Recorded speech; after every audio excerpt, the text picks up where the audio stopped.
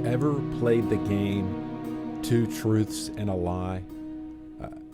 If you have, you kind of know how this works. So it's an opportunity to get to know each other, but it's also great for laughs. So you sit around the group, and each person would share like two facts that are true and one fact that is a lie about themselves, and then the group has to guess, like, okay, which one of those things is the truth and which one of those is the lie. And it can be a lot of fun, and it does challenge a little creativity. Well, the next time I play that game, I'm going to lose my card to win, because what has always been the fun thing that I could throw out is I can say, I've cut off one of my fingers, and I can show everybody my fingers, and they immediately know, well, that's obviously the lie because you've never cut off your fingers. But the reality is I did cut off one of my fingers one time, and I have the scar to prove it.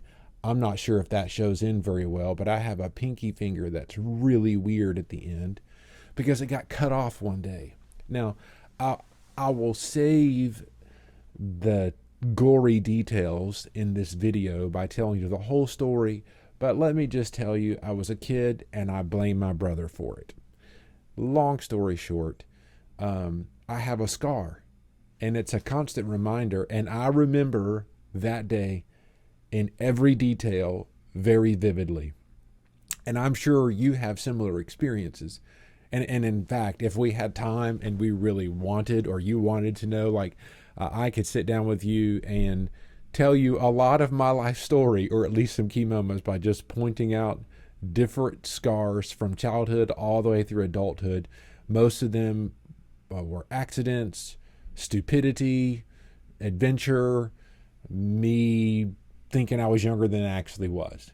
The point is this: like, our physical body, oftentimes we may carry scars, and those are like tangible physical reminders of, hey, I've got scars to prove my story. And maybe those are stories of like places that we were humbled or lessons that we learned. In my story, each one of those scars are also stories of other people who came in to help, served, loved, provided. Ultimately, they're great stories of God's faithfulness and God's healing and God's protection, and that reminders that I'm still here for a reason, obviously, because God has a plan for me. And I can be reminded in Psalm 138, like, the Lord will fulfill his plan and his purposes for me. And the reason I tell you this is, as I'm wanting to remind myself and you today of some things that we talked about in the sermon this past week. We're looking in Hebrews chapter 11, and we looked at the one little short verse about the faithfulness of Jacob at the end of his life, and how he was similar to what his father and grandfather had done, like relying on the promises and the faithfulness of God. And at the end of his life, he was looking back with lots of stories. Like, Jacob was the manipulator, the deceiver. Jacob wrestled with God. Jacob, we believe, walked with a limp because of the encounter he had with God. His hip was like permanently damaged from this scar, so to speak, that he carried.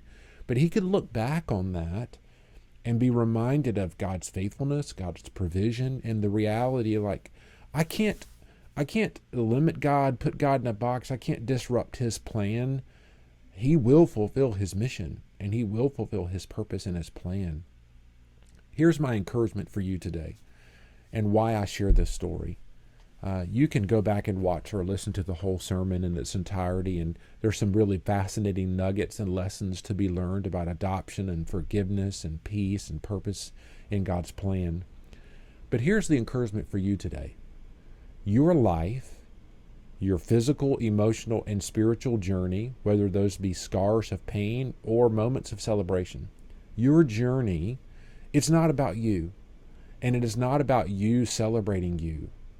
It's not even about you glorifying your past or your sins, as sometimes those stories may be. Your story and all those events that may have resulted in an emotional or physical scar are ultimately opportunities to bless the Lord, to point others to him, to give him glory, to give him thanksgiving, and ultimately point others to the nail-scarred hands of Jesus, who has forgiven us, who has rescued us, who has restored us in our brokenness. So here's my specific encouragement to you today and throughout this week.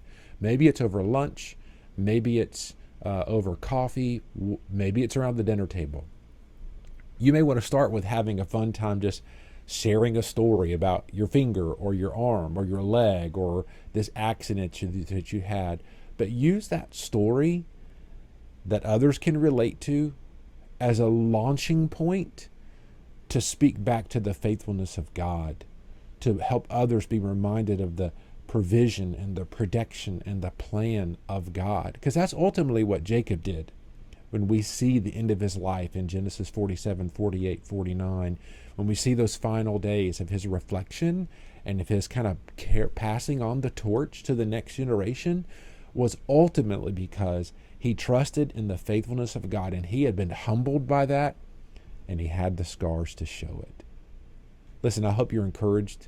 I hope you're challenged today, and I would love to hear the stories of you sharing your story of God's faithfulness through your scars to others. Don't hesitate to reach out to us. We hope to hear from you soon. Until next time, God bless.